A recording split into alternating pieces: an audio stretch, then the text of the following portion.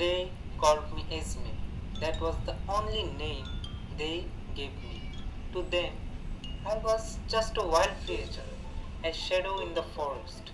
But not once did they stop and ask, who am I? What do I feel? I had a story, but no one cared to listen. So tonight, you will hear my voice, not theirs.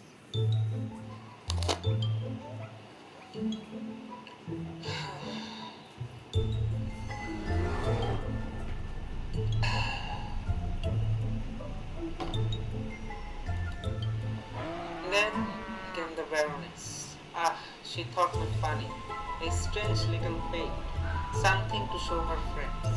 She laughed when I walked. She smiled and called me charming, as if I was a toy. But did she ask why I followed? Did she see my eyes? No. To her, I was only amusement. To me, she was a door. A door to a world where I wished to belong.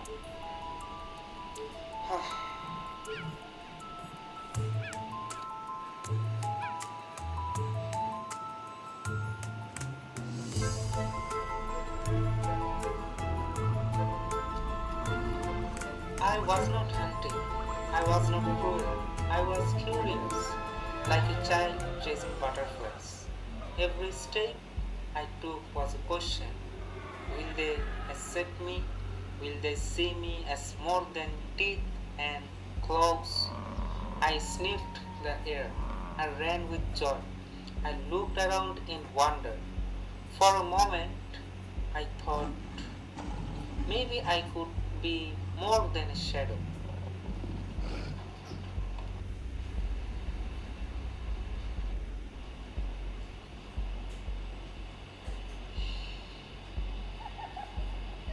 But humans,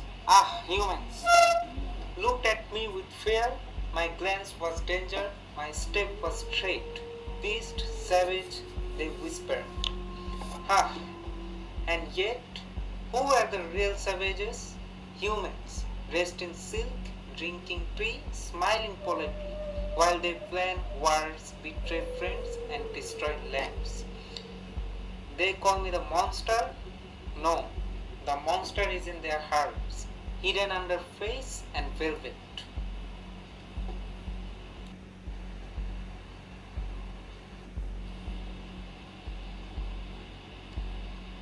I admit I was foolish. I believed in them. I thought if I followed long enough, they would see me, not as a beast, but as a soul. I thought they would understand. But the story was already written. They needed their monster, their joke, their warning. And so I was trapped in their tale, with no escape.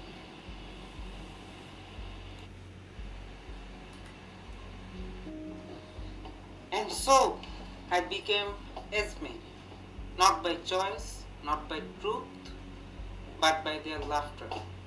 They laughed at me until their laughter became my name. To them, I was not a soul, not a creature with feelings. I was only a story, a whisper for their amusement, a punchline, nothing more. At their dining tables, I was the joke that made the wine spill from their glasses.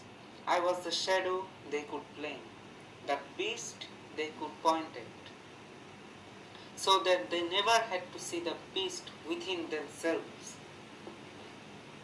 Never a voice, never a heart, only claws, only teeth, only fear in their books. That is how they wrote me. That is how they trapped me. But today, I break their story. I will not be silent. I will not be their monster any longer. Today you hear me, my grief, my anger, my laughter, my truth. The untold tale, carried in my eyes, is spoken in my breath, is mine at last. In my words, not theirs.